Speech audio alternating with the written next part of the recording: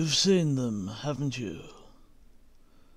It was not a question, though it was phrased as one for reasons that baffled him. Sitting there, in that hotel room, ornate to the point of being creepy, the ruffled curtains, the gilt edges of the table. He didn't know who he was supposed to have seen, and was about to say as much, when the words caught in his throat, threatening to cut it. The old man sitting across from him had called him here, though for what purpose he could not begin to fathom. Was it simply to ask him if he'd seen them, whoever they were? Whatever the old boy was, he was no fool, and he had the face of one unaccustomed to being wrong or dismissed. When he spoke again, perhaps sensing his companion's confusion, it was with a sadness the younger man could not place. If I wanted to tell you a story, would you listen? Even if you didn't understand what I was talking about? The younger man said nothing. The older man continued. What if this were not happening here at all, but someplace else? Would you see them then? Oh, it doesn't matter, you understand. Leaning now towards the younger man, his breath a wisp of mint and loose tobacco.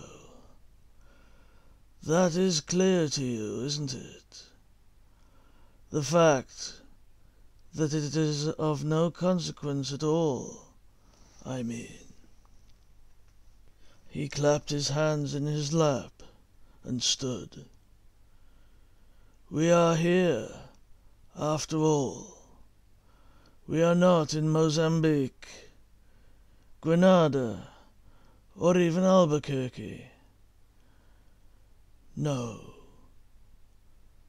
Now inches from the young man's face. We are right here, in this room, and I would like the truth. The younger man could do nothing but frown, shaking his head. He had met the old man only once before, at Sam's place, a bar near the old train line. He had never understood a single word the old man had spoken to him, did not even know his name, but he sensed that there was something buried deep in his elderly soul that needed airing. And by the look of him, he was not long for this world. How he could afford a suite of this size, of this quality, in one of the few hotels left in this part of the country, was beyond the younger man's comprehension. You have called me here for this? Only this? He asked finally, hoping the older man would understand, but suspecting that he would not. The older man was silent, staring at him intently now. There was no light on in this room. It was daytime. There was no need of a light. And yet, as if someone had flicked a hidden switch, the room became as dark as pitch. Far from earth, a female figure opened her eyes. She was not human, had never been human, and would not want to be human. She found them vaguely distasteful, a barbarous species in so many ways. Yet she loved them, all of them. She loved all of the myriad species she gave dreams to, in fact. She did not like dreams like the one she had just encountered, but she had no choice in what came to her from the place beyond the sky. The elderly man seemed too aggressive, the surroundings too gaudy. The younger man, a half-drawn construct. Was the older man merely an aspect of his younger companion? Or vice versa? Such symbolism tired her, and yet her own sleep was not a consideration. She had encountered neither of these men before that she could remember, though she had conducted this process many times. It was what her kind did. All they did. There were so many creatures in the galaxy, sentient and non-sentient alike, and all of them needed to dream. She wasn't exactly sure why, but it didn't matter. That was not the concern of her kind. Her kind were conduits, nothing more. She herself had allowed dreams to flow to many species, some of them like the humans, some as different from them as a grain of sand is from a scream. She had access to the subconscious minds of uncountable trillions, and on the rare occasion she stopped to think of this, she longed for what the older ones had called the last dream, or the travelling. That dream was a gift for the conduits themselves, and they would never awaken from it. It scared her, but it was supposed to be beautiful. She knew little of the species she gave dreams to, but she knew something of humans. Several of her encounters with their dreams stood out in her mind for reasons she did not know. One, she remembered, was the teenaged boy who had the same dream for years, trapped in a building from a memory earlier in his childhood, desperately trying to save a girl that he loved from monsters. He never escaped, and never found the girl. Yet the monsters never killed them. The dream had simply ended every time, for reasons she did not understand. She rose from her daze, the utter blankness of her surroundings soothing. Let them go. She had to let them go. The dreams she gave to people were fleeting. It served no one to remember them. They were not hers. The child, she remembered, had grown into a man, yet it seemed like a fairy tale to her. The stories made up as those she occasionally passed to others. Sometimes these stories would be written down, sometimes the ones writing them believing they were meaningful, sometimes believing that their dreams were not dreams at all, that they were messages from a deity. She would think no more of this. She did not know where the dreams came from, any more than those who dreamed them did. If there was a deity, a being that controlled the universe, perhaps even realms beyond the ones she knew, it was of no consequence. All she knew was that the dreams came through her, as they had those before her. She had companions in this place, but none of them would know what was beyond the sky, and it would do no good to ask them, even if she could. She looked to the rows of those like herself, and wondered where the dreams came from.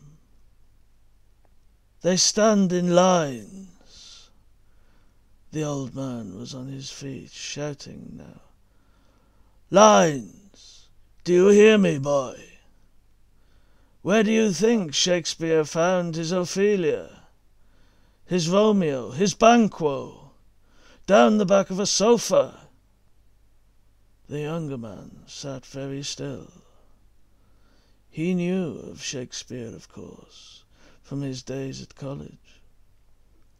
And then they wake up and Hamlet goes crazy, the man shouted, laughing, and sitting back down in his ornate chair behind the ornate table that he shared with the younger man in an ornate hotel room on the edge of nowhere, near a train line to somewhere else. What do they look like? The younger man asked. He wasn't sure he should be encouraging this behavior in his aged companion, but he wanted to know, needed to know.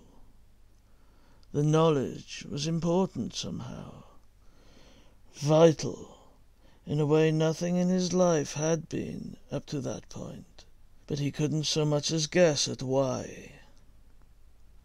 The old man was calmer now, sweating, his breathing heavy, his eyes half closed. He placed one ancient hand on the table before him and smiled. "They're beautiful," he said. "They look as much like the stars as we do." She felt the dream stop and turned in alarm. Something had changed. The light had not gone out this time. Why was that? The light always went out when the dreams had finished. And how was she seeing one when not in her place? She looked to the nearest of her kin, a face she had known for longer than she knew, twitching as innumerable visions flowed through him. Were they nightmares? She wanted to reach out and touch his face, to comfort him, but knew that she could not. It was impossible. She should get back to her days, and yet there was something else here, and someone else, too. Another was conscious, and if two of them were here, then she felt it might be dangerous, though she knew not how. Had her own dream begun, perhaps? She hoped it had not. There was still so much to do, though at the same time she was curious. What would she see? The young man was confused. "Like stars," he began, faltering. "But we don't look like stars." "No," said the old man sharply. "And how would you know that? Have you held one in your hand? Warmed yourself in its glow on frozen November nights, only to awaken and see it back in the sky where it belongs? "No," he said wearily. "I thought you had not." The old man's voice trailed off, and the lights in the room dimmed once more. "Ah," he said, another smile upon his lips. "I think they are awake." She started, a surge flowing through her body and mind like a wind made of light. Could it be, somehow, that the dream was about her, about this place? That had never happened before, as far as she knew, but perhaps the older ones had just never told her. She held out her hand to explore the air in front of her. Yes, there was something there. It was cold and hard, like a surface, but she could see nothing. She saw the other of her kind that was conscious, and he smiled at her with beauty enough to make tears spring unbidden to her eyes. "Go," he said. "I will remain here for a while. Then someone else will come." She understood these words and nodded, though she could not give words to her own thoughts. That was not what her kind did, after all. And yet this one was conscious, just as she was, and had spoken to her. Was this one special? Was she? Were there those that awoke intermittently, just as she had, the dreams of billions in full flow, to watch over those who worked? She did not know, could not know. It was forbidden for her to know such things. She felt this instinctively.